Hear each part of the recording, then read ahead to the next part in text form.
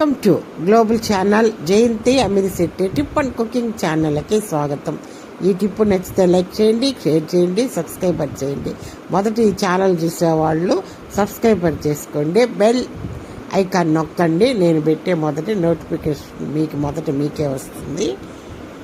ఇప్పుడు ఆషాఢ మాసం పోయింది. ఆషాఢ మాసం పోయాక సకల శుభాలను ఇచ్చి శ్రావణ మాసం ఆరంభం అవుతుంది.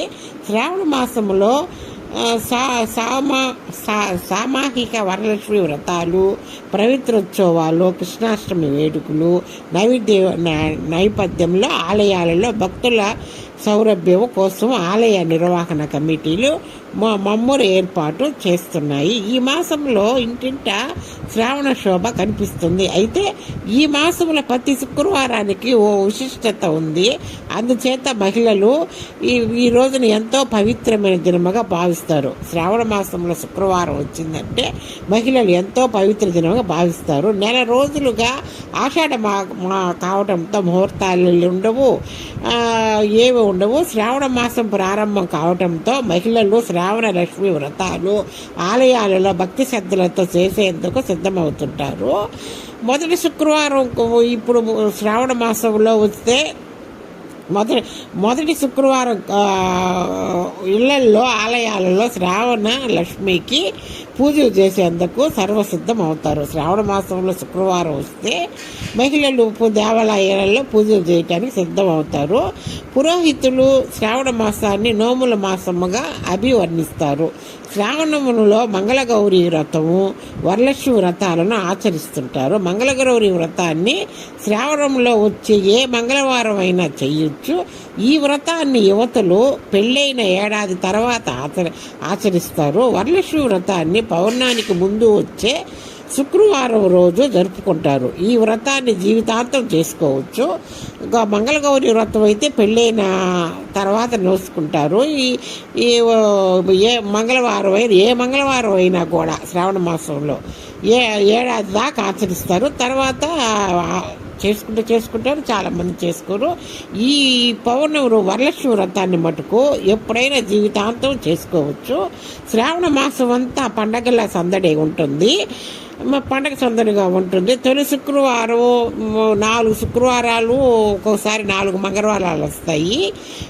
ప్రతి పౌర్ణానికి వచ్చే శుక్రవారం ముందు వచ్చేదాన్ని వరలక్ష్మి వ్రతం అంటారు. తర్వాత రాఖీ పండగ, జంజాల పౌర్ణమి, చాలా శ్రీకృష్ణాష్టమి వంటి ముఖ్యమైన పండగలు శ్రావణ మాసంలో ఉన్నాయి. శ్రావణ మాసము పూర్తయిన వెంటనే భాద్రపదం వస్తుంది. వినాయక చవితితో ప్రారంభం అవుతుంది. సకల శుభాలను జరిగే శ్రావణము జ్ఞానస్థితిని అందిస్తుంది. హర భేదము లేదని నిరూపించే శ్రావణ మాసంలో వైష్ణవ ఆరాధనతో పాటు మహాశివుడికి పెద్ద ఎత్తున రుద్రాభిషేకాలు నిర్వహిస్తారు. ముఖ్యంగా వివాహాది శుభకార్యాలు శ్రావణ మాసంలో మంచి ముహూర్తాలు ఉంటాయి. ప్రతి ఒక్కరు శ్రావణ మాసంలో ఏది చెయ్యాలన్నా కూడా శ్రావణ మాసంలో చేస్తారండి. ప్రతిదీ ఏమన్నా పెళ్ళిళ్ళు ఏమన్నా చెయ్యాలన్నా, గృహప్రవేశాలు చెయ్యాలన్నా, వ్రతాలు చెయ్యాలన్నా శ్రావణ మాసంలో వ్రతాలతో పాటు పెళ్ళిళ్ళు, గృహప్రవేశాలు, శుభకార్యాలకు మంచిదని అన్ని ప్రజలు శుభకార్యాలు చేపట్టేందుకు ప్రజలు సిద్ధమవుతుంటారు. ఈ ప్రతి దానికి శ్రావణ మాసం మీ అమ్మాయికి పెళ్ళి ఎప్పుడంటే ఆ శ్రావణ మాసంలో చేస్తామంటారు. గృహప్రవేశం ఎప్పుడంటే శ్రావణ మాసంలో చేస్తామంటారు.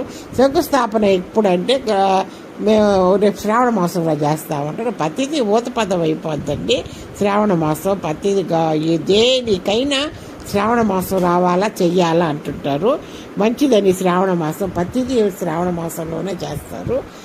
పెళ్ళిళ్ళు చేయాలన్నా అన్ని ఏవైనా కూడా శ్రావణ మాసమే చేస్తారు. ముఖ్యమండి, అంత మంచిది లక్ష్మీదేవికి. అసలు ఈ శ్రావణ మాసంలోనే ఈయన పుట్టింది తులసి దాస్ పుట్టింది శ్రావణ మాసంలో. అసలు సత్యనారాయణ స్వామి కూడా ఆవిర్భవించింది కూడా ఈ శ్రావణ మాసంలో. శ్రావణ మాసంలో మొదట సత్యనారాయణ స్వామి ఈ భూలోకంలో ఏమి కరువు కాటాలతో అల్లాడుతుంటే సత్యనారాయణ స్వామి అన్నవరంలో వెలిచాడంట. మొదట ఒక ప్రేద బ్రాహ్మణులకి ఆయన పండితుడిగా వచ్చి మొదట నోవిపించింది అన్నవరంలో సత్యనారాయణ స్వామి స్వయంగా నిలిపించాడంట. అప్పుడు